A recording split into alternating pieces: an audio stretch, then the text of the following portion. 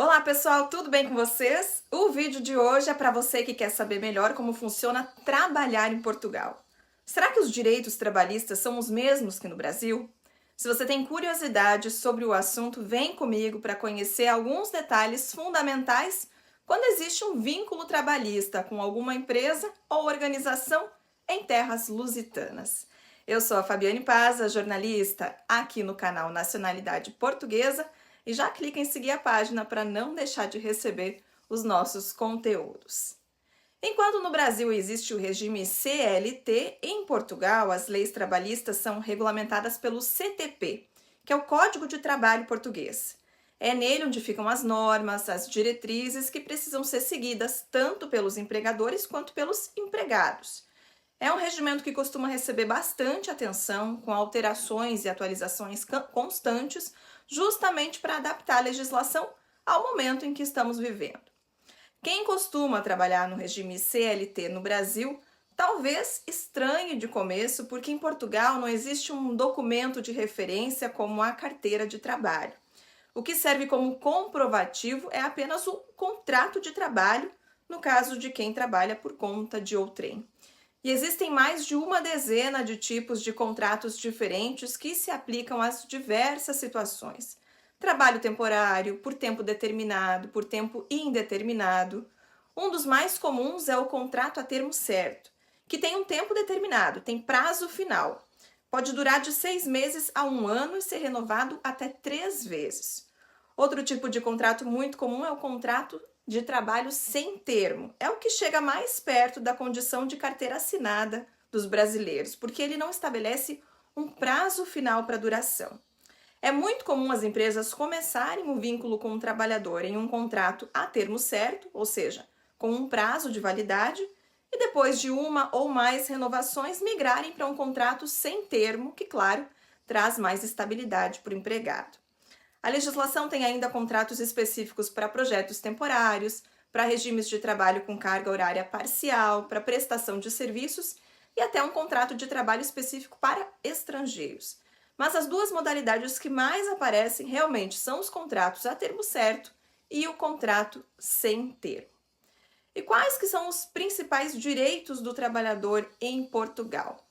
A gente começa falando pela carga horária, 8 horas por dia, o que dá no máximo 40 horas semanais. Já tem diferença em relação ao Brasil, onde a CLT coloca o máximo de 44 horas por semana.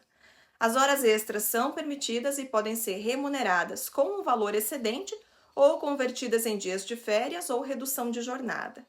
Outra diferença significativa fica nas férias. O trabalhador que tem um contrato tem direito a férias remuneradas.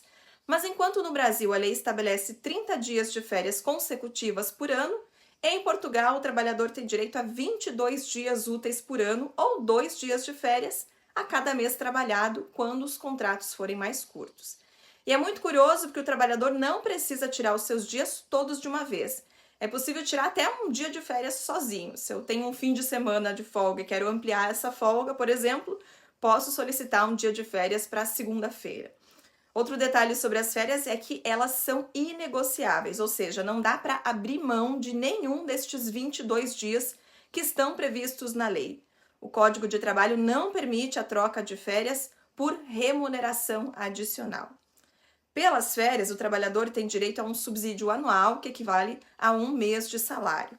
E já falando de subsídios, vamos falar de 13º salário. Ele também existe em Portugal, mas é popularmente conhecido como o subsídio de Natal e também corresponde a 1 mês de salário, que deve ser pago até o dia 15 de dezembro. Tanto o subsídio de férias como o subsídio de Natal podem ser pagos de uma vez, como podem ser diluídos. Muitas empresas colocam a opção desses dois subsídios serem pagos em 12 parcelas, ou seja, acaba funcionando como um acréscimo no salário todo mês. Lembrando que o salário mínimo em Portugal atualmente é de 820 euros e que o valor é corrigido anualmente. O Código de Trabalho Português também prevê alguns tipos de licenças remuneradas, aqueles afastamentos temporários que a gente também tem no Brasil. O principal deles é a licença parental, que em Portugal tem duração de 120 a 150 dias. Se os pais optarem por usufruir do benefício em conjunto, de forma partilhada, podem ter ainda mais 30 dias disponíveis para permanecer com o bebê. Esse foi, inclusive, um dos tópicos alterados recentemente no Código de Trabalho português. Na parte que trata da licença paternidade, antes os pais tinham direito a 20 dias de licença remunerada após o nascimento do filho. Com as novas regras, a licença passou a ser de 28 dias. Situação bem diferente do Brasil, onde, via de regra, os pais têm apenas 5 dias de licença. Existe também ausência por motivos de saúde. A lei considera as ausências para idas ao médico ou por motivo de doença como faltas justificadas e não estipula um prazo para o trabalhador permanecer nessa condição. Mas um detalhe muito importante é que estas ausências, apesar de justificadas, não são remuneradas. Enquanto no Brasil os primeiros 15 dias de atestado médico são cobertos pela própria empresa e o que for excedente a esse período cabe à Previdência Social, em Portugal, o trabalhador que tiver um problema de saúde e precisar faltar ao trabalho é subsidiado diretamente pela Segurança Social. Falando agora sobre o fim do vínculo de trabalho, assim como no Brasil, existem formas diferentes para uma empresa desligar um funcionário.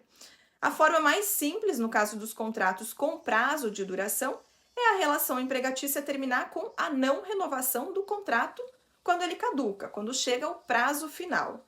Mas existe também a demissão, que pede a norma, precisa ser justificada. O pagamento de uma indenização ao trabalhador que é despedido só está previsto quando essa demissão acontece sem justa causa, ou seja, quando a empresa não apresenta uma justificativa. O trabalhador que é desligado tem direito ao subsídio-desemprego. Por norma, o trabalhador que possui um contrato de trabalho recolhe mensalmente um valor para a Segurança Social, e isso é fundamental para que, numa situação de desemprego, este cidadão possa acessar o subsídio-desemprego, o equivalente ao seguro-desemprego que a gente conhece no Brasil. O valor deste subsídio corresponde a 65% da remuneração de referência, e a duração do pagamento vai depender da idade do trabalhador e do tempo que ele contribui para a Segurança Social, podendo chegar a 540 dias, ou seja, 1 ano e meio. Todos estes direitos e estes benefícios, é importante dizer, são referentes àqueles trabalhadores que atuam de forma regulamentada por um contrato de trabalho. Mas e aí, como é que fica a situação dos autônomos, dos trabalhadores independentes? Em Portugal, é muito comum o trabalho por meio de recibos verdes. O sistema é muito semelhante ao MEI, do microempreendedor individual, quando o serviço é prestado e é emitido um recibo, uma nota para o empregador ou o contratante. Nestes casos, o próprio trabalhador é responsável por fazer a contribuição com a Segurança Social. Esse tipo de vínculo também não dá direito a subsídio de férias, de Natal ou outras licenças remuneradas. Se você quiser saber tudo sobre a legislação, os contratos e os direitos do trabalhador, o Nacionalidade Portuguesa tem um e-book sobre o assunto. Você confere aqui na descrição do vídeo como pode ter acesso a esse material. Não esquece de deixar sua impressão se gostou do vídeo. Eu fico por aqui e até a próxima!